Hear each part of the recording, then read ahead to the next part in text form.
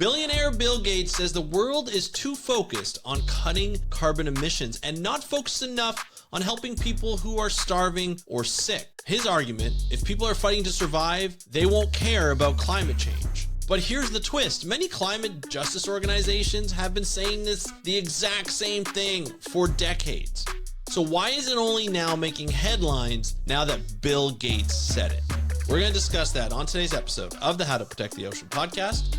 Let's start the show. Hey everybody, welcome back to another exciting episode of the How to Protect the Ocean podcast. I'm your host, Andrew Lewin, and this is the podcast where you find out what's happening with the ocean, how you can speak up for the ocean, and what you can do to live for a better ocean by taking action. On today's episode, we're going to be talking about a blog post that Bill Gates put up that is making the rounds along social media and other places that are commentating on it because it's a bit of a surprising approach or surprising article, but not surprising in general. So essentially, what we're looking at today is like really who gets to shape the global climate conversation, right? That's really what we're looking at today and why the framing of this conversation matters. That's what we're going to be talking about. So it's like, is Bill Gates actually helping this conversation by putting its blog post forward? Or is he hijacking a message that's been championed by activists and scientists for years? That's what we're going to dive into today. I think it's something that we need to kind of look at because when I heard this online, I actually heard it on Dylan. I think Dylan Page is a TikToker who brings along news. If you don't follow him on TikTok or Instagram. And I think he does a YouTube show too. He's really interesting because he covers a lot of news that we don't normally see. I thought that was pretty interesting. He talks a lot about this blog post or this editorial piece that Bill Gates put on his website that's making the rounds. And essentially, it kind of frames into his recent essay, I guess if you want to call it, the 3 truths about climate. He notes 3 things, and we're going to talk about that. So Gates argues that the doomsday narrative is wrong. Climate change is serious, but it's not the end of humanity, which could be arguable, I guess. He says that the world should focus less on carbon targets and more on improving lives, addressing hunger, disease, and poverty first. And then for the last point of the quote, for the poorest people, climate change is not the only or even the biggest threat to their lives.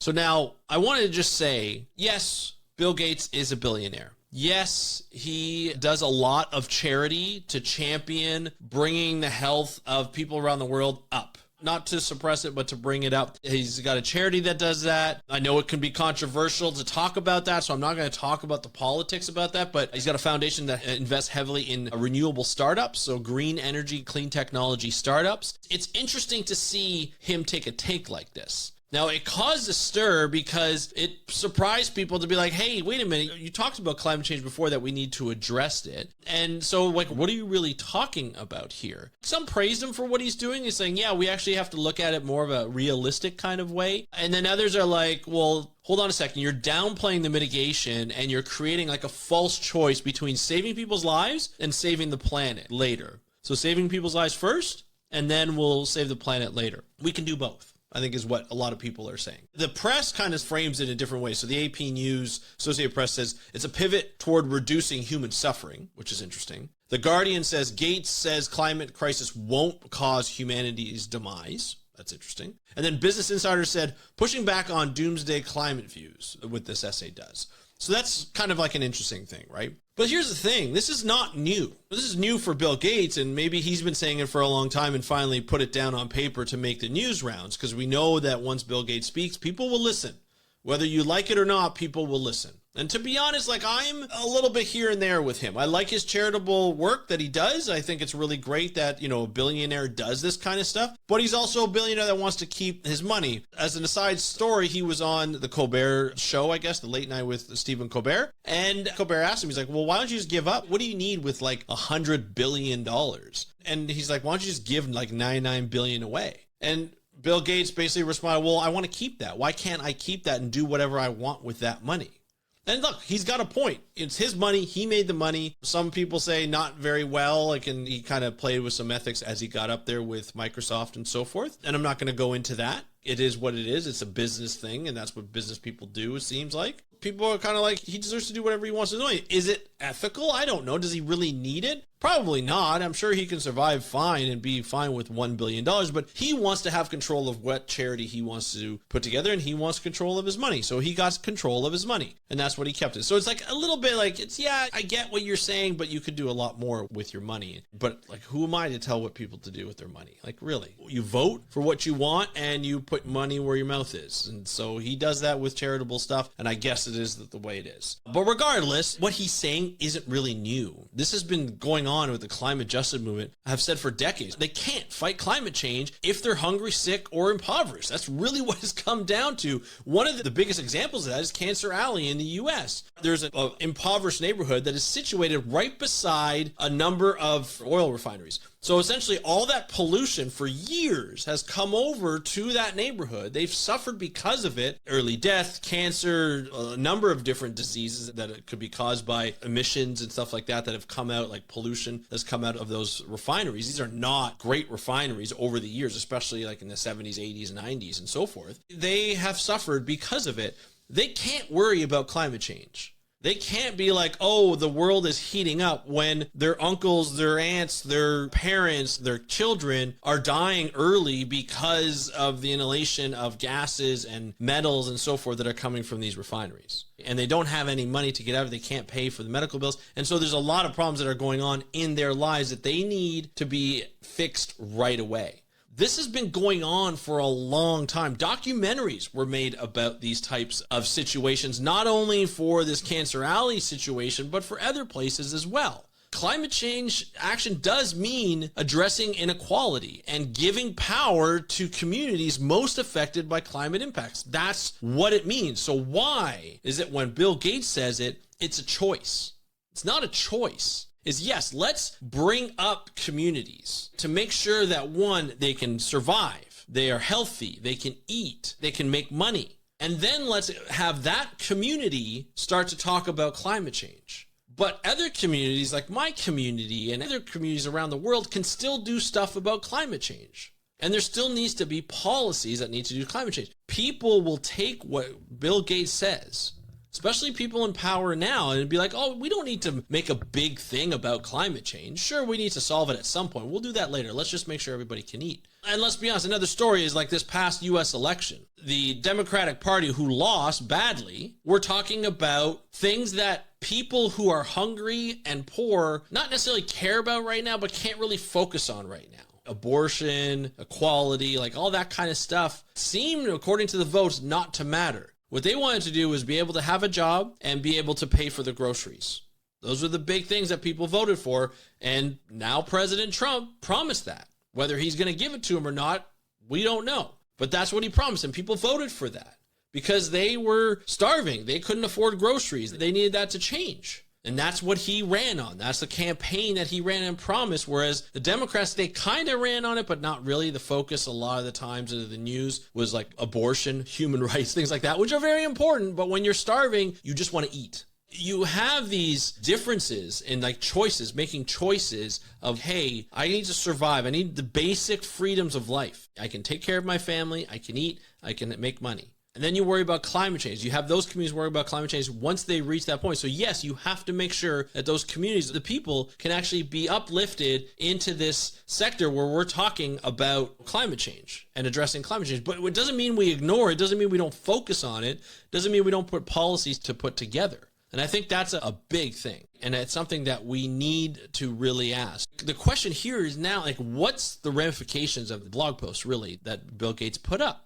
It's really, who gets to decide the global climate priorities? Scientists, governments, activists, or billionaires? Who gets to decide that type of thing? Like, all of a sudden, this billionaire says, hey, you know what? People are starving. Did you know that? People are starving. They've been working on that. His charity's been working on that for decades. People are starving, people are unhealthy, they're sick, they need food, and they need money. So let's give them that, then we'll worry about climate change. But yeah, we know that. So we're doing both. That's really what it comes down here. What's interesting is that when a person like Bill Gates speaks, he gets the national attention, the international attention, especially like case in point where all these, like the Guardian's covering him, the AP News is covering him. That's the big thing. And let's be honest, like climate justice is becoming more mainstream now that more and more people are talking about it. But when other organizations that have been talking about it for decades were saying it, they're like, no, you're just being DEI, you're doing this, you're doing that. It's not really what we need. They've been pushed down. Small island nations and indigenous leaders have long connected human survival and climate action. Like that's been talked about all the time. For the last 3 years, at least, maybe 4, there's been like an ocean justice conference that happens every Oceans Week. And the reason why it started is because, and this is in the US, the regular Oceans Week, like CHOW, like Capitol Hill Oceans Week, wouldn't cover ocean justice type topics. The powers that be, like the people who are really dealing with this, the organizations, decide to do their own conference during Oceans Week because it was important to talk about ocean justice during Oceans Week, which included climate. It's a weird concept for me. Now, there could be benefits. There could be benefits of Bill Gates talking about this. And now that it's made national and international media and the attention is on what he's saying, then maybe people realize that we need to do both. But unfortunately, what could be misinterpreted is the fact that, hey, you know what? Let's just go back to making sure people are good with food and money, and then we'll worry about climate change later. But we can't afford that. We're hitting tipping points. We're seeing industries go down. We're seeing major storms that have never been seen before on islands like Jamaica and Cuba and Turks and Caicos and maybe even Bahamas or Bermuda, where you're having category 5 hurricanes that go from a 2 to a 5 within a day because the oceans are so warm. And they're rapidly increasing the category levels of these hurricanes. The Hurricane Melissa that hit Jamaica recently got up to 185 miles an hour. On an island like Jamaica that already struggles for infrastructure and so forth, the airports were completely wiped out, the homes were completely wiped out, and the people who are down there vacationing at the resorts, many of them were worried more about their luxurious resort and getting a buffet than they cared about the fact that people that lived on the island still went to the resorts to make sure that their customers, the tourists, were going to be okay, even though they probably didn't have a home to go to when they got back, let alone food. And they were complaining that they were getting bagged lunches instead of a buffet. Like, ridiculous. Like, just the priorities of people and not understanding the effects of climate change on people, that it's going to affect whether people get sick or impoverished, get their homes ripped apart by major hurricanes. That all has to do with climate change. It's making everything worse. So we have to do both. We have to make sure that people are okay. And we also have to make sure that we reduce emissions so that climate change isn't going to make things worse for the people who are most vulnerable, especially on small island communities like Jamaica, like Cuba, like Bermuda, like Bahamas, and other places around the world. We've seen this shift over the last 10 years in marine science, in marine conservation. And it's been a slow shift. There's been resistance, but it's been better, where conservation organizations are going to communities and asking, do you need our help? And if so, how can we help? What are your priorities? What are you trying to do to make sure that that community is okay? Vulnerable communities, small island communities, fishing villages, and so forth. And we're seeing that on land too. We're seeing it with climate, making sure that people are okay. This has been going on for a long time. So why all of a sudden does a billionaire write something and all of a sudden it's like, hey, we need to make sure people are okay. Let's not worry about climate change so much. Like, I'm seeing a lot of people who are sick. Yes, we see this all the time. We know this is happening. It's just like blind ignorance. It's almost like a Seaspiracy. Remember the movie Seaspiracy that Netflix puts on? The first 5 minutes, the guy, the producer who did the movie, which is a horrible movie, by the way, a horrible documentary, all of a sudden says, hey, this is what I discovered. This is what I discovered. I love the ocean. I love being around the ocean. But when I'm around the ocean, I discovered that there's marine pollution. I discovered that there's overfishing and that the oceans are not healthy anymore. I'm going to go and I'm going to find out what the problem is. And because he didn't know a lot about just ocean conservation in general, because he hadn't really talked to a lot of people, he targets the wrong people. He targets the organizations that are doing their best to try and get stuff done and puts a target on their back so that people get mad at them instead of looking at the real problems, and avoids all the problems. And it's like this white savior syndrome that we keep seeing. We have to listen to communities, but we have to go into those communities. We have to understand Talk to the people who have gone into the communities if you can't go to those communities. Like, I can't go to the communities. I don't have the money to travel around the world and do all this kind of stuff. But I listen to people who have done the work before through this podcast and understand that it's a lot more complex. Like, that's what we always say, that climate change reduction and climate action is really complex to do because there are people who are suffering from other things. And if we take away those other things, then they can focus more on climate change. But we can still have people focus on climate change. That's really the whole point of this episode. Focus on both. And don't just wait for a billionaire to be like, oh, by the way, we should just do one or the other. No, both. And I don't know if he meant it like this or not, but it's definitely being misinterpreted, which is just like what happens every time we do anything nowadays. Even this episode might be misinterpreted. I don't know. But we have to be careful in how we frame the conversation around climate and who frames that conversation and how much influence they have. Like, yes, Bill Gates is not a climate scientist. He's not an oceanographer. He's not a marine biologist. He is a billionaire that did really well. He's got a lot of influence. He knows charitable strategic thinking and actions. And I get that. And he's got influence because he's got a lot of money. He's been on a lot of platforms. He's been part of a lot of conversations with government officials from all over the world. And I understand that. But they're not always right. And I think instead of just coming out and saying we have to do one or the other, maybe start to think and talk to people who are doing the work and know a little bit more. But it just sounds like he doesn't know a little bit more. I don't want to say that because I don't want to seem mean, but it sounds like he just doesn't know a lot of it was happening. And I think that's something he really needs to do. So that's sort of what I'm saying here. This is something that we need to focus more on. We need to be careful in how we choose our words. We need to be careful of what we publish. And we need to speak to more people within the conservation world to say, hey, what are you guys doing? What have you been doing for a while? Or at least acknowledge that it's been done. Don't just take the credit. It seems like he's just going, hey, I just discovered something. We need to do this. You need to listen to me. So I'd love to hear your opinion on this. Let me know in the comments below if you're watching this on YouTube. If you're listening to this episode on your favorite podcast app, please let me know what you think. Hit me up on Instagram at How to Protect the Ocean. That's at How to Protect the Ocean. Or go to speakupforblue.com/contact and just fill out the form. Or go to my personal email. I'd be happy to answer back as soon as possible. Thank you so much for joining me and listening every time. I really hope you got a lot out of this. I'd love to hear your ideas. Let me know what you think. And I want to thank you so much for joining me on today's episode of the How to Protect the Ocean podcast. I'm your host, Andrew Lewin from the True North Strong and Free. Go Blue Jays, but this will probably be out. So hopefully we'll be World Series champions by the time you listen to this because it'll be over by then. But go Blue Jays, and thank you so much for joining us. Have a great day and happy conservation.